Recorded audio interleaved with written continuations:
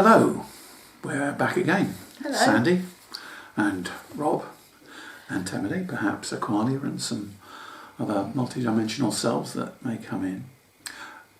One of the reasons we're here today is to look at spiritual healing and perhaps the ways of looking at the unconscious and the subconscious mind. We tend to think about our freedom and our will to undertake things, and yet our subconscious mind, within its duality programs of desire, wanting to feel better, wanting more, wanting satisfaction, attached to those feelings, there are the opposite feelings in duality, because if you need to be pleased, it's because you're unhappy. If you need more, it's because you don't have enough. So the unconscious mind has a program, and we tend to react to this.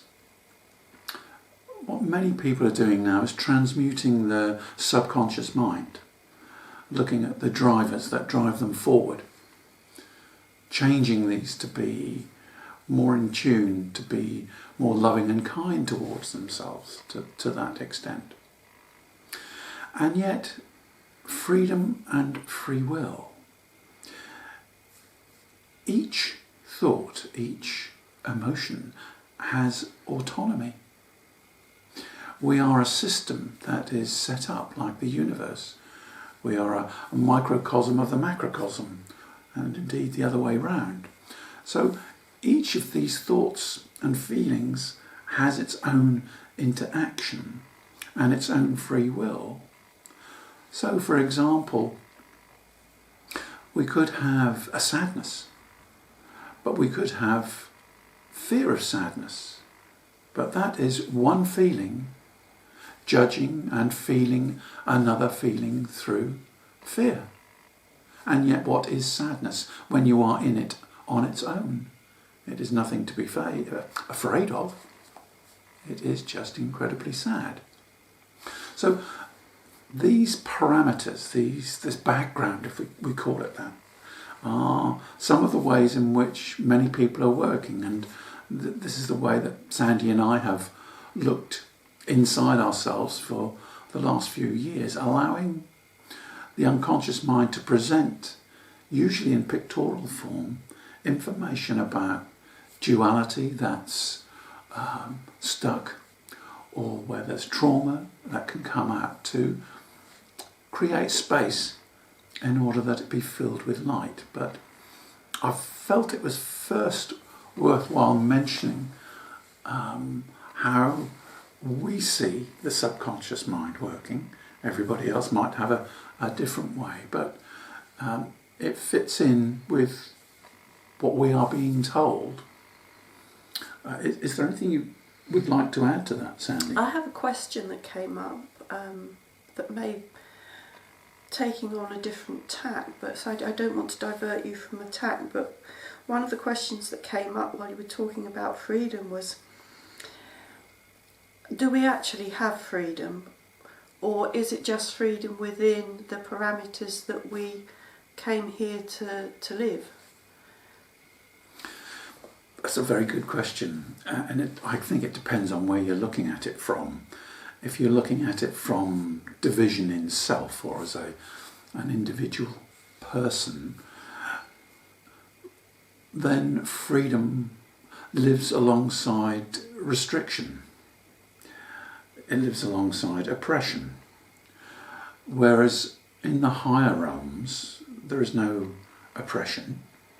There is no need for freedom, because one coexists alongside the multidimensional self. So the ideas of freedom or being free from something don't exist in the same way.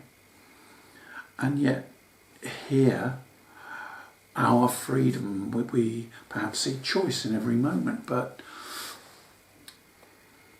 if the choice is being made by our subconscious mind, if the drivers are automatically in gear, making these choices for us, presenting them to us, then is that choice? Or is that a partial choice restricted by our subconscious programming? I think while you're alive in the 3D physical paradigm, you're always going to be restricted by the programming and by the life you already live. I don't see freedom, as you say, freedom from something. Yes, of course that exists, but freedom as a whole, I don't think that exists in this three-dimensional world that we live in. No, there's, as you say, there are parameters within which we work. So would total freedom be okay anyway, you know? If we're free to attack a man in the street, is that freedom?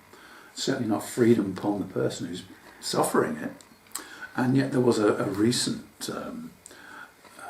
conversation I had which said, if you lived in an apartment block and the person above you had left the taps running and the water flowed through the floor and into your ceiling, you had the freedom to be able to say, I don't want this to happen. But we're then into a situation of someone who's caused a problem and someone who's having the problem inflicted upon them. And yet, on the higher realms, one tends to see that one is both the perpetrator and the victim. We are the experience of both. So where is choice then when we are both the perpetrator and the victim, when we act that out on ourselves? Perhaps that the scenario of the leaking tap wasn't so good, but we can both be the perpetrator towards our own feelings. Yeah. And I think that's one of the examples of why freedom doesn't actually exist in this dimension, in this world. I think we have to be careful with the word freedom because everybody's got a different idea of... I'm saying freedom rather than freedom from something. Okay. Freedom as a whole, just completely being free. We can never be free completely, can we? Because firstly, we're born into this physical body, so we're never free in terms of our consciousness. True, but we're not free from ourselves. No, we're not. Never. So it's a difficult one to argue, isn't it? Yeah. So your question hasn't been answered. No. And that, I think, is actually quite good, because often when we ask a question, certainly of a higher being or a spirit guide, the answer can come back yes and no, because the reply isn't relevant, because it doesn't, our questioning doesn't manifest in the same way upon their dimension, and therefore it's not relevant. Yeah, absolutely. And that's come across in your book, hasn't it? Okay. It's one of the things that I've been reading lately in your book that's come across, that we cannot really understand a different dimension from the dimension that we're in. Yes, this is a new book and Sandi's helping to edit it, by the way. This is the experience of us as self, or programmed self, experiencing another part of our soul on another dimension, or many dimensions, where the concept of self doesn't actuate, where it doesn't have a relevance, because the self is seen as perhaps a community self, where there is no difference between you and the person in the room. Say that you do still have your own autonomy, but it's seen in a different way. So we've moved a little bit away from... Sorry. No, Sorry. that's okay. You can understand it when your consciousness is there, can't you? Yes. But as soon as you sort of come back, and I'd say down into your physical three-dimensional self, that understanding, it's kind of lost. Do you agree with that? Yeah, When you try to think of it with your brain, as it were, instead of being out there in your consciousness, you lose something.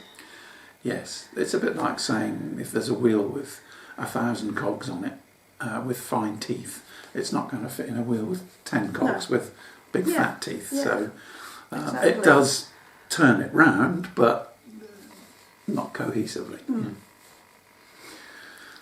So, sorry, where were you going when I... No. We started off with the background to the way in which we've undertaken healing in the last 20 plus years. 30 plus, yeah. I didn't want to necessarily go there. That's why we're grey. And the reason I look so scruffy is I had an accident with a beard trimmer and I've cut it all off and I'm starting again. He's just trying to be more bohemian. Okay. Let's start by seeing what is there for Sandi. Sandi's given permission to this, and anything that appears on this camera later is with her permission. It doesn't mean that it's all there. There may be some that's been deleted because it's personal, but this is another way to look at healing through the unconscious and seeing what the higher realms present for us to understand. I can feel pressure on my head.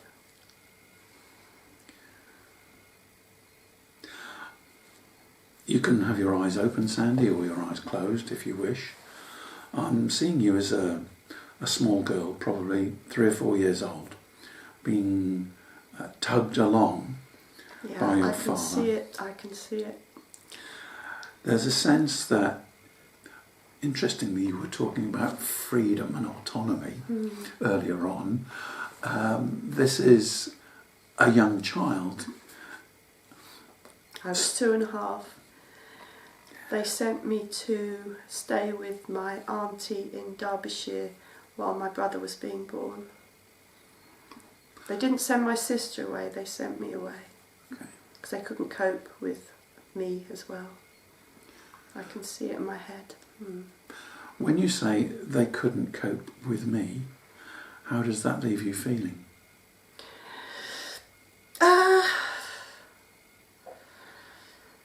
It doesn't actually leave me feeling anything really. I don't feel resentment because they sent me away in particular. But I didn't like my auntie, so I don't feel any anger with my mum and dad. But I didn't want to go because I didn't understand. Why would I understand at 2.5? Yeah. It was not a good experience, and as an aside, apparently when my brother was born and I came home, and I don't remember this at all, but my mother found me trying to put a pillow over his head. Well,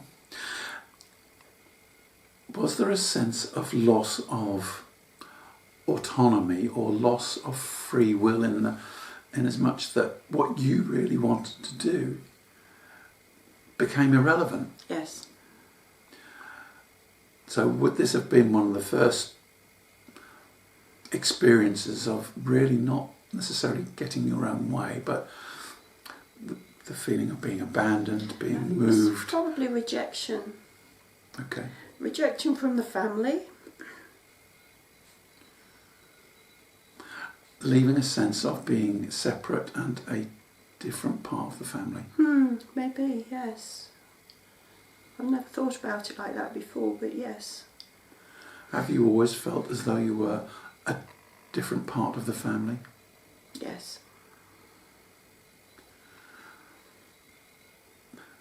Okay. Let's stop your father in his tracks. We've got him standing there. We've got you and I sitting here now. Excuse me. And we've got the young Sandi. Did you have a doll or a teddy bear or something, or a comforter? I believe I had a teddy bear. Yes. Yeah, okay. So if we... Who do you want to deal with first, your father or the young you? My father. Okay. Would you like me to say something to your father, or would you like to say something to him? I'd like you to. Okay. We can fully understand why you're doing this. And everything was in order. But sometimes there needs to be a little bit more explanation. Sometimes there needs to be a way of being inclusive. And when you have a new baby in a family, you shouldn't forget the existing children. You should talk with the children, bring them on board, make them feel that they are a part of this decision-making process. And yes, Sandi's auntie wasn't someone that she was comfortable with. And it was probably the best thing to do. But nonetheless, this is the beginning of a series of isolations. Sandi has been feeling isolated, rejected, and not a part of the family for many years since she was a child. Indeed, it continues now with her other relations, I will be careful what I say, where there is angst and upset, not wishing Sandi to be remembered or talked about. So the family, in a way, in many ways, have excluded her. In every way. So, whilst it may not be your fault, we would like you to take on board that responsibility and see what has happened. In truth, it's a series of events. But if you can now see Sandi, the little girl with your father, growing up to be a teenager, the rebellious teenager, where he can now offer his comfort and give you a hug. I don't think there's a lot that he needs to say. I'm not getting anything from him. It's as if he's already said it before. We've been through this before with Linda. He was very sad. He was very sad and damaged man anyway, because he had been a prisoner of war for 4 years in Thailand. So I have no anger or resentment at all towards either my mum and dad, because I understand. Okay. Now, if you get down close to the young Sandi, she's holding her teddy bear. I can see, if you put some light into the teddy bear, imagine the teddy bear glowing, it's going to give her a sense of belonging to her teddy. Mm.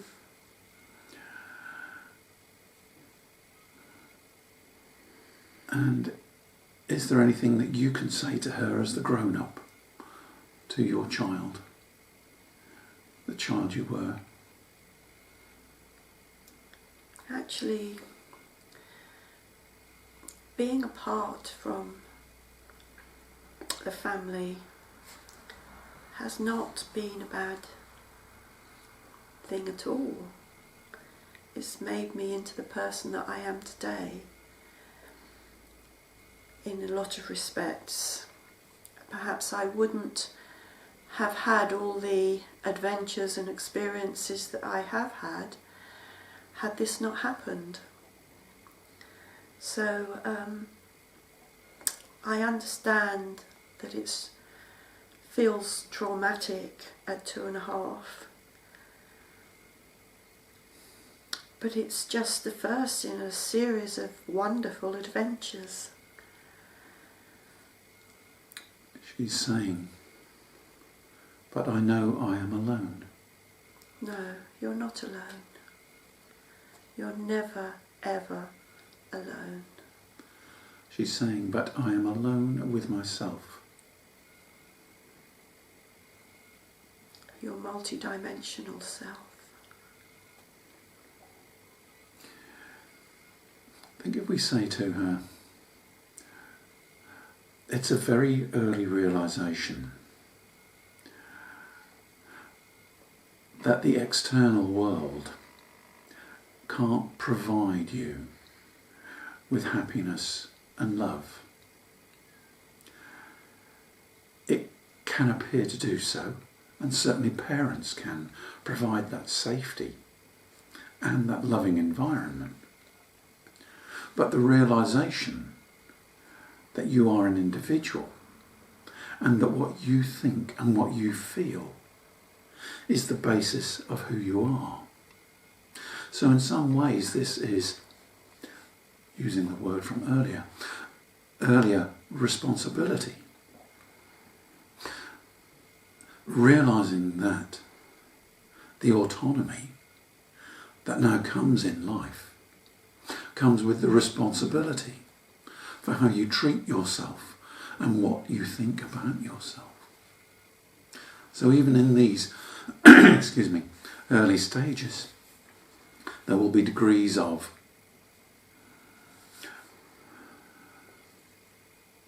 working out feelings, sadnesses, happinesses, wondering where they come from, who is the sponsor of happiness, when it comes.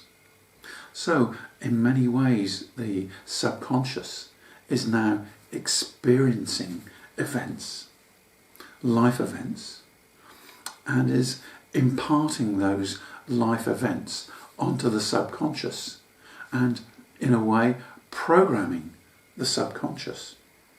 So your subconscious will have come with its existing DNA, but you are now superimposing experience onto your subconscious.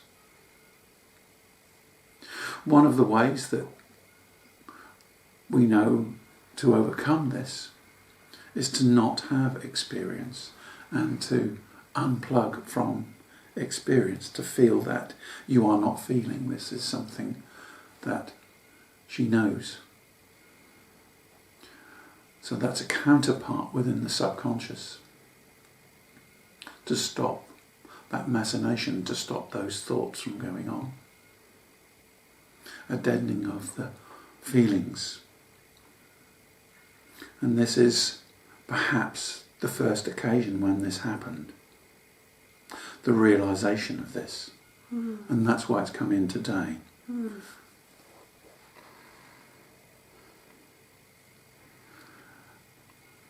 Realizing you were responsible, but in undertaking that responsibility to save yourself from too much pain, you muted your emotions. Is that why I'm emotionless? Well, you believe you are. Okay.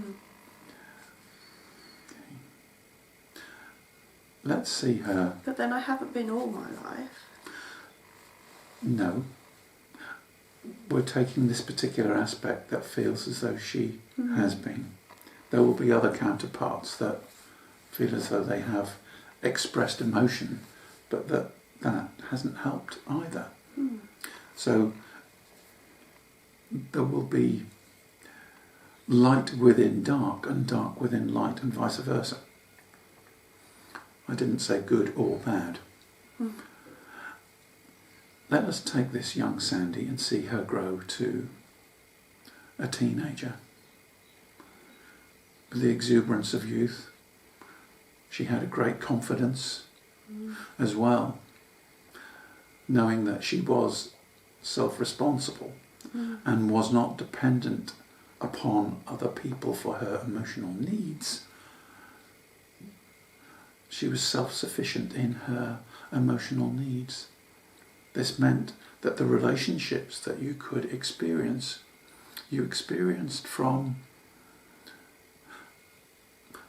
not so much observation, but a position where you were not swayed by your unconscious mind to grab at things to satisfy yourself within. That's good. Is that how it was? I think so. I think so, yes. Yeah. Looking back, I thought I knew everything at 13.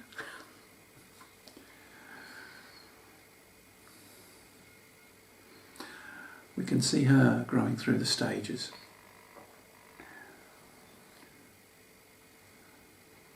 A wife, a lover, an artist, a scientist, interacting with lots of people, growing and moving throughout life, and now standing in front of you is the mirror image of you now. And yet she brings something that you presently are unaware of. So let's hear what she's got to say. She's got a gift for you. It's quite bright. My teddy bear. Oh yes.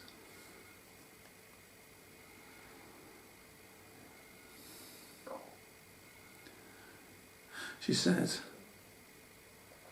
who is old and who is young? We tend to look at a mind and think that a mind grows or a mind develops, that it matures. Many minds do not mature very much, and some mature in ways that are self-deprecating and self-effacing.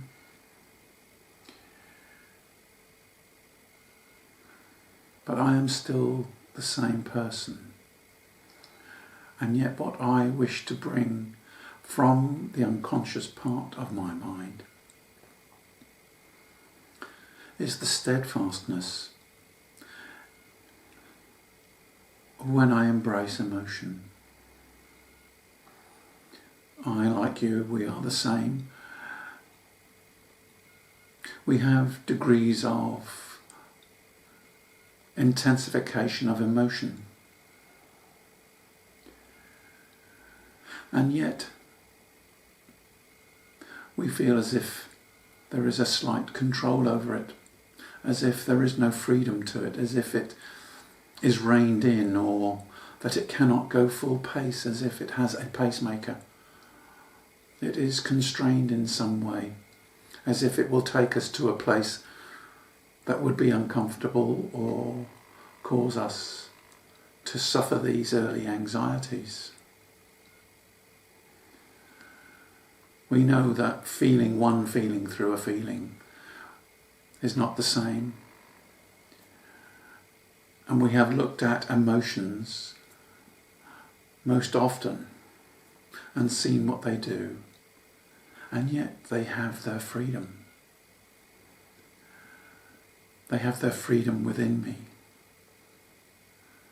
I could say they have the freedom to leave me. But they cannot leave me in that way. Yet, if I give them the freedom to leave me, it means I do not restrict them. You see, they can never leave me. They are my feelings. And this is my questioning when I started here today. This is why I brought the very subject up when I asked Robert a question. So, my freedom, feelings have their freedom. They may be as they are.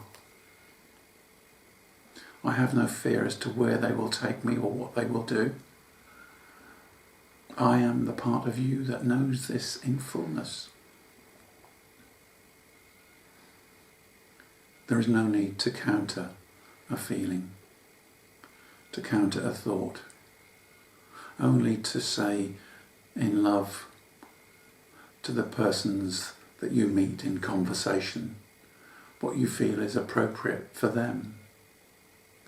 It is not a question of stifling your emotions or stifling what you have to say.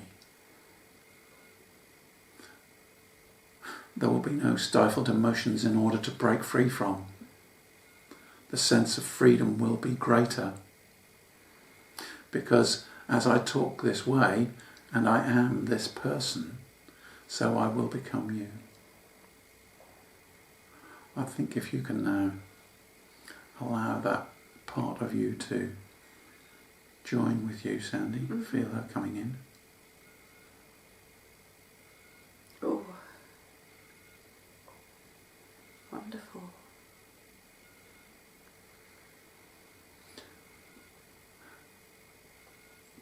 I think there's a... Sorry, Karen. That's all right, I'm just breathing it. Yeah, I felt that go in. There's sort of a greater steadfastness because there is no control, but then there is no need to have muted feelings.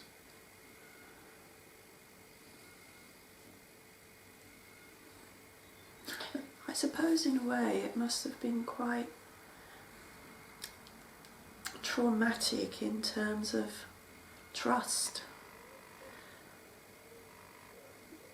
You know, if your parents, who you feel safe with, send you away,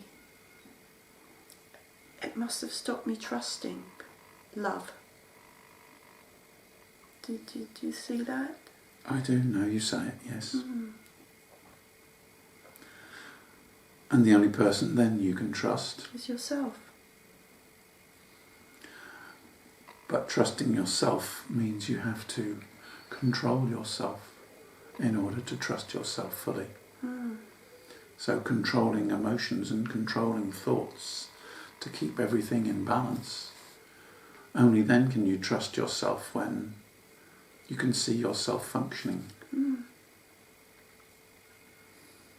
Gosh, isn't it amazing how something at such a young age can affect your entire life?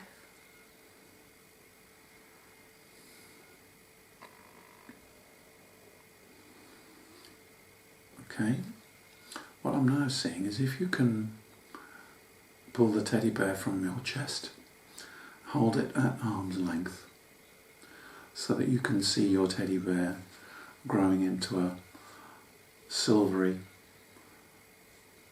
humanoid, growing thinner and taller.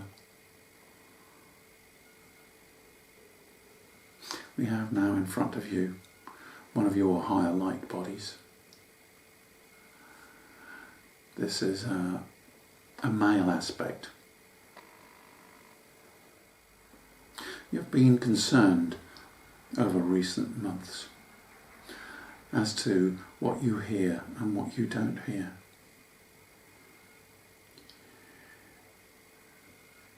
We have always been with you, and there are times when you know that we are near, how we interact through your consciousness or your arcana programs, as we call them. But I would like you to follow me now. We are going to move from this place. Okay, I think if you can take his right hand in your left, and walking forwards. There's a door at the end of a corridor.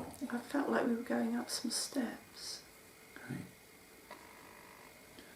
It's going higher. Mm.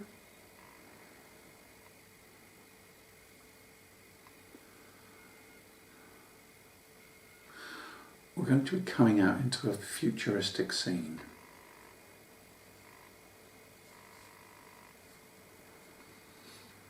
Different colours. Purples, violets, lots of shimmering light. It's like the Aurora Borealis.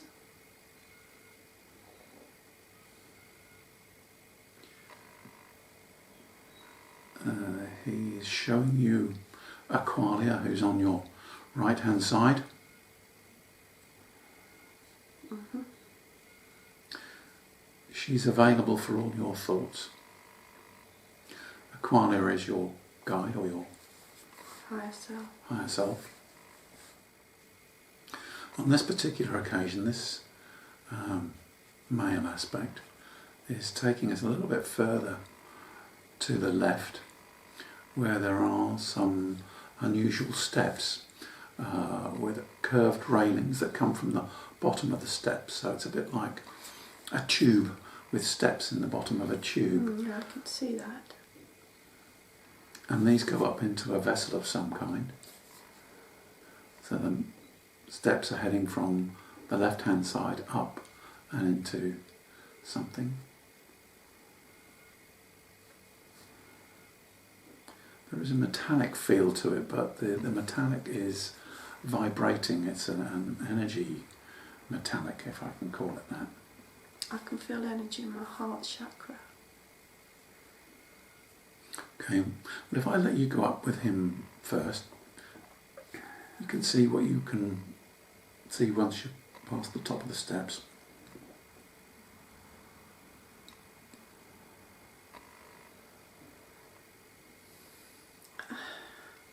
Looks like a theatre. Like I can see a row of couches or sofas facing like a movie screen. It's velvety dark in here. There is a difference in the dimension of it on the inside to that on the outside, so it feels larger on the inside. Yeah, it's quite big and curvy. I feel like it's got curves.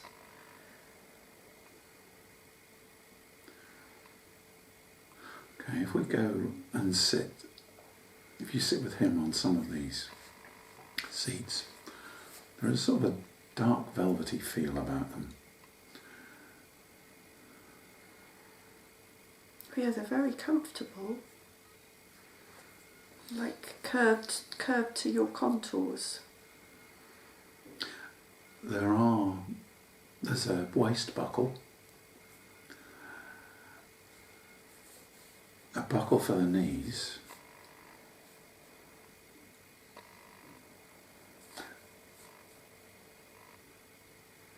and some for the arms. It's a little bit like a straitjacket, I have to say. Oh, is that good? I've got no idea.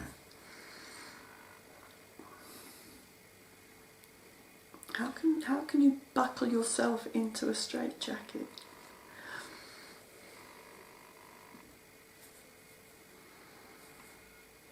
Or is it automatic? Well, it's being done. The gentleman who brought you in, the man who brought you in, is standing directly in front of you. And the Aqualia is at your side.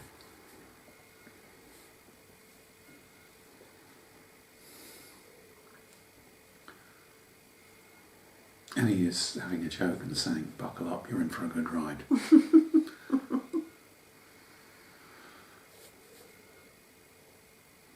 There is a lighter area ahead where he's moving off to. Aqualia is at your side.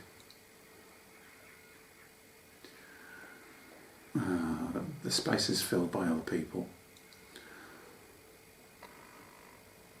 So we're looking back toward the front where the entrance that we came in would be on our left-hand side. There is a humming noise. You can see light moving around inside the vessel, going round in circles on the inside. The buckles are energetic buckles to hold your lower vibrational realm vibrations in place.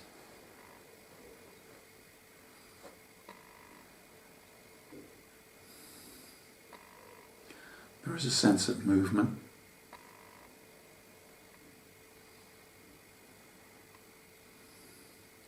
A sense of vibrational change.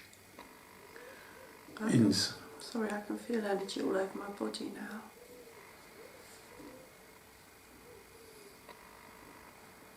Like a vibration.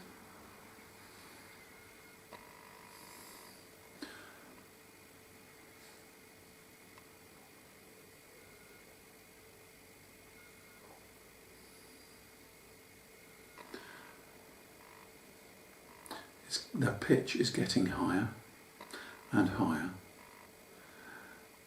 until it becomes nearly an unbearable high-pitched noise.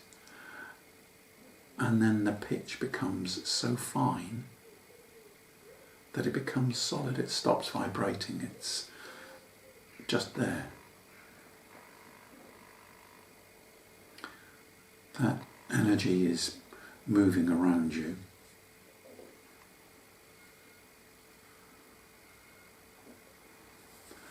I don't think we're going anywhere. I think this is some kind of resonance chamber. Yeah, I feel like I've energetically gone outside the confines of my own body. I'm bigger. I'm expanding.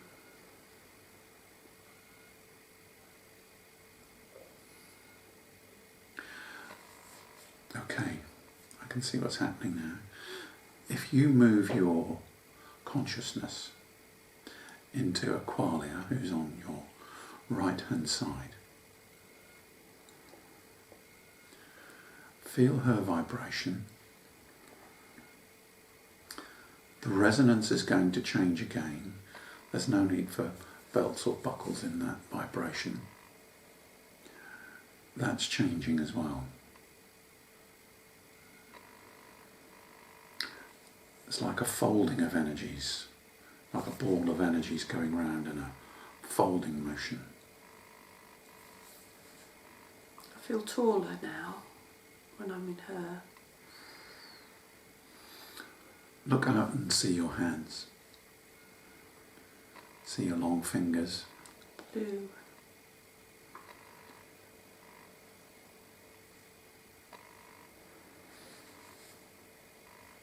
Realise this is who you are. She's saying,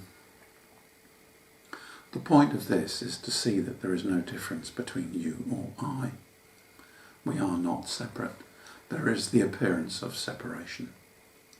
Soul gives itself separation experiences, but it's only a program of separation.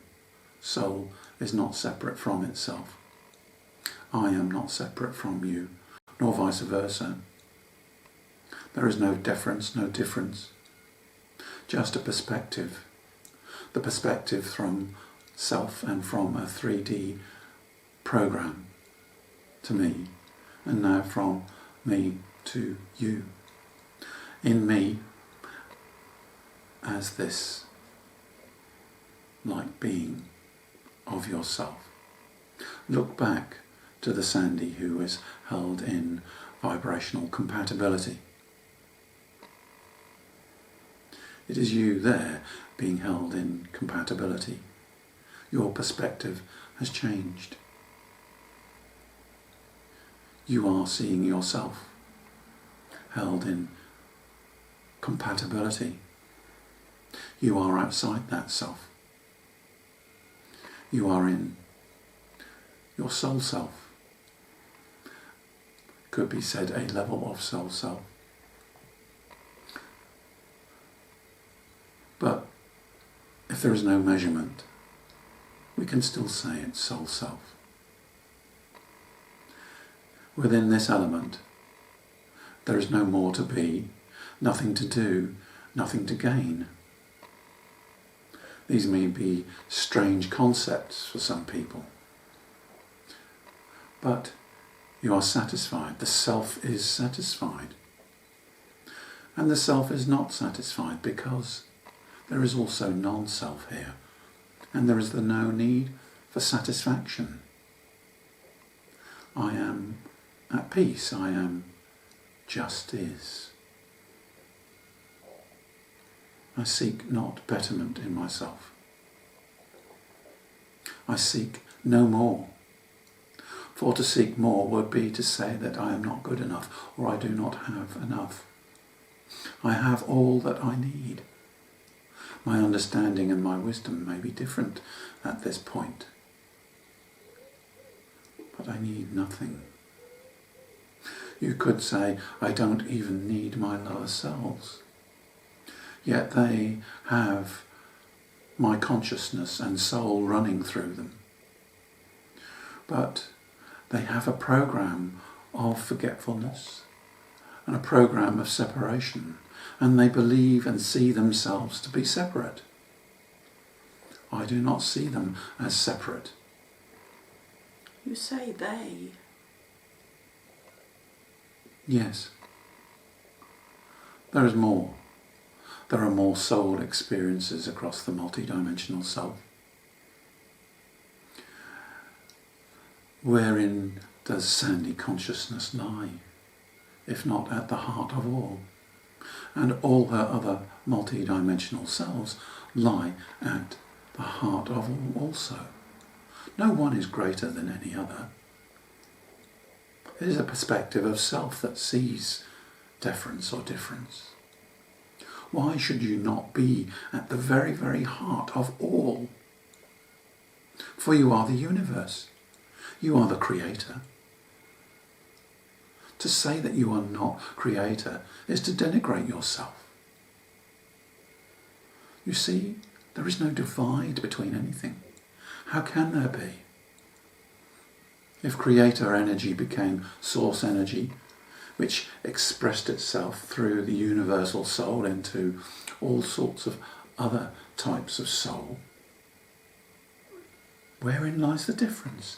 Who defines who is what?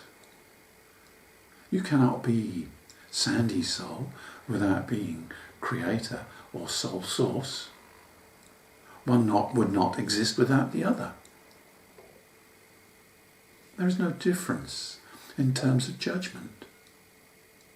The judgment comes from the lower levels, through the misunderstanding, through the concept of self. We could say that you are many selves and that you are multi-dimensional selves, but you are also non-self, because soul was created. And before soul was created, and before self was created, there was non-self. So soul is all of these things, with many perspectives. But I've brought you here today because you had a sense that the communication between us was somewhat lacking. Mm-hmm. And now, from this perspective, you can look back on Sandi. And we are going to move back into her. But first we will release the buckles and the straps. And then when we move into Sandi, Aqualia, your higher self, in female form, will reside within and without.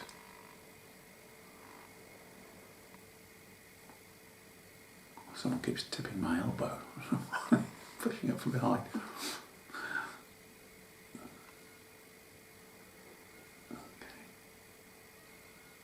I think if you can now just, having removed those buckles, just slip sideways into the Sandi that came here this afternoon. That feels weird. You saw separation between us. All you had to do was accept that there was no separation. In part, the healing that you did today enabled us to become closer. Good. No control over feelings, no shoulds or shouldn'ts. Freedom, as you first started the conversation. for in a way you already knew what it was that you would be talking about. Ideas of freedom and autonomy. And yet here now, Robert is talking my voice of a qualia within me. But you too will hear this voice again as you have in the past. Thank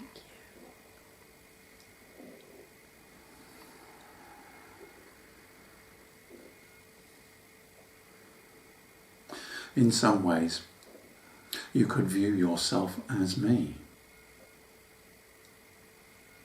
Then you would walk around as an experience in Sandi, thinking, I am experienced Sandi as an observer. I am observing her and her feelings. And when feelings come to me, they do not need controlling. They come as they come. Yet, if there is a state of being to choose, it is just is. Because is this the isness that resides within me? By knowing I am the isness, to an extent you might think that subjugates Sandi, but it does not, it locates her.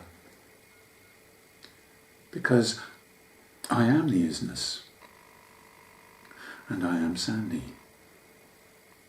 But whereas to say that I am Sandi and I am the isness is to look at self, look through self and separation back towards the isness. And perhaps there is an illness.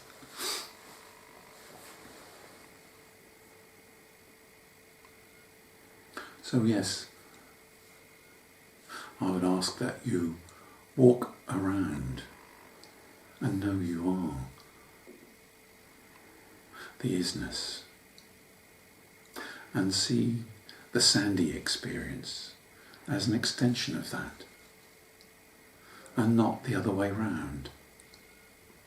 After a few days this will meld and this will blend, but your sense of separation will have evaporated and the two will feel more in harmony.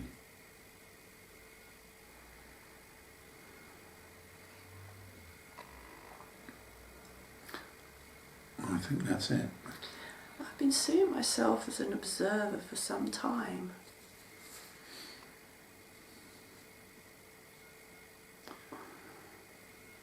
But that's still Sandi, in Sandi's self, observing Sandi's self. This is different. Oh, that was weird, opening my eyes.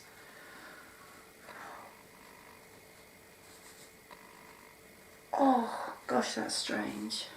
Coming back.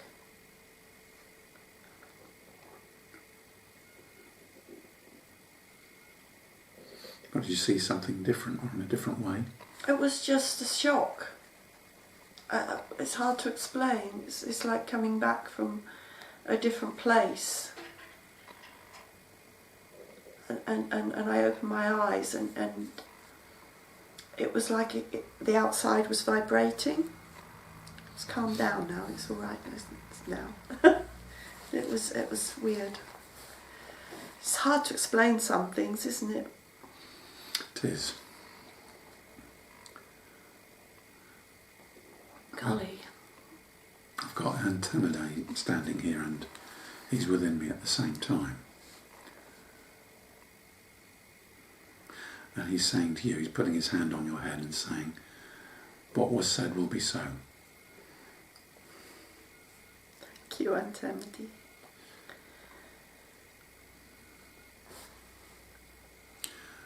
He's now rotating a bit and locating himself in me.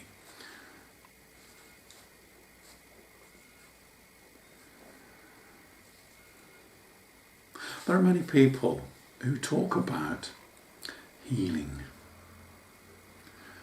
I wanted to instigate this today to show you a method of healing, of helping the subconscious in its duality, unwind some of the complications. And yet, each of you will also know other ways of healing. There are talking therapies, talking about one's feelings. But most of all, there is the location of where those feelings are, where they came from, what instigated them. But most of all, what those feelings do to you, how they drive you forward in your life. Are they positive? Are you still yearning for something? Because healing is not just this lifetime, it's sometimes previous lifetimes of energies that well up within you, and perhaps feelings that you don't understand or know. So this is much of the transmutation that's going on at present.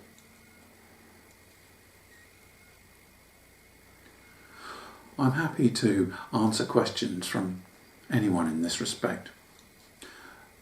So, when I post this video, when Robert posts this video, if you have any questions, I will answer them. I'm more than happy to engage with you.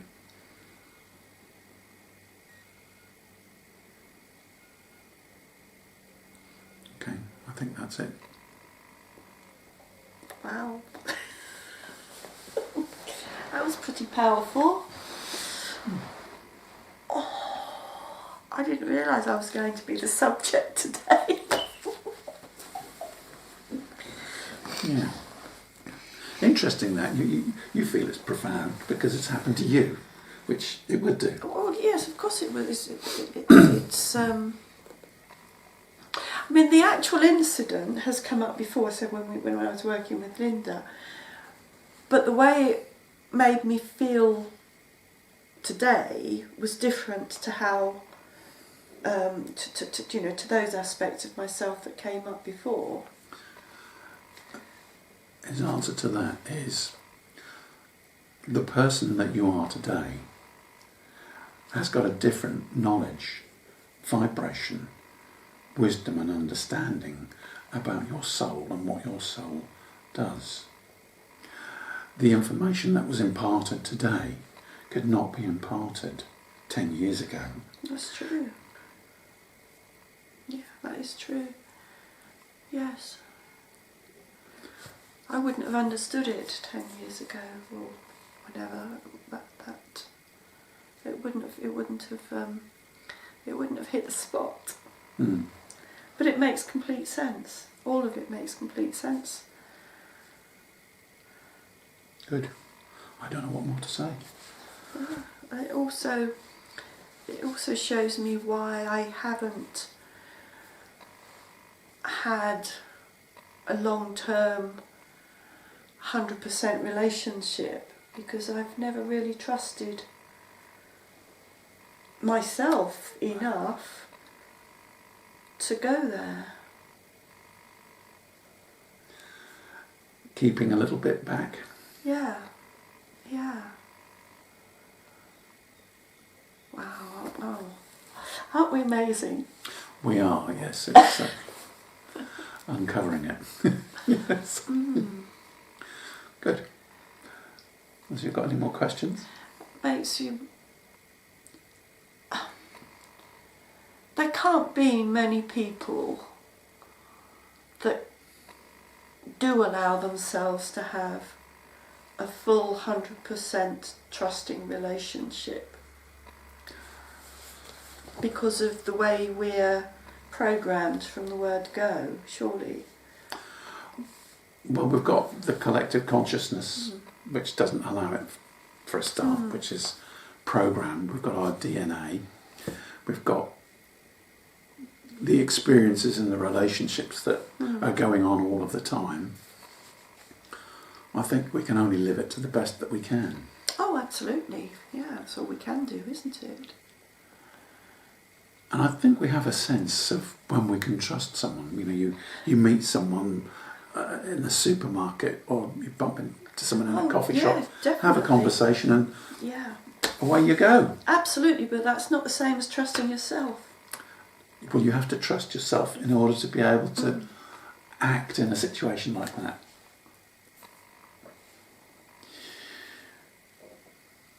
But yes, I do take your point. There are ways that perhaps we could trust ourselves better. And yet, you see, what Anthony is saying is there comes a point when trust becomes irrelevant. It becomes nonsensical, much like the escape, much like the freedom. Certainly in Andromedan levels of experience,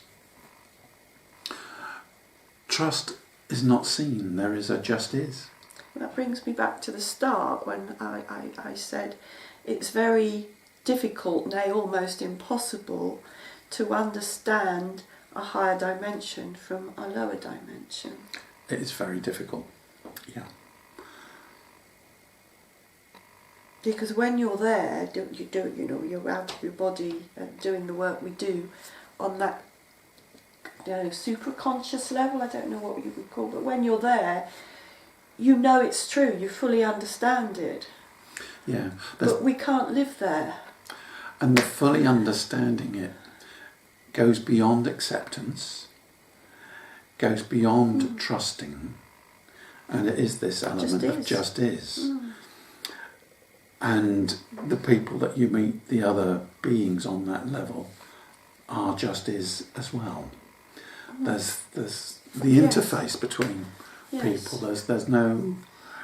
It's an understanding, isn't it? Or even is it an understanding? It's just. Are we We becoming I don't think we have the words for an it. extension of each other? Yeah. I know we used the words community self before, where the sense of individual self dissipates, although autonomy still exists. But when you go when you meet somebody and you come into their energy before you actually meet them, don't you? So Yeah. surely, right from the start, if you're meeting somebody on the same level, and you know, don't you? So you've already got that community, True, that right. energetic link between you. Well, that's the old phrase, isn't it? Like to like. Yes, yes. But we're constantly being drawn higher. Yeah, that is not easy to understand some of the things that they're saying from the non-self element of soul. But when you're there, as you say, and it's explained, it makes perfect sense. Is the non-self element pure consciousness?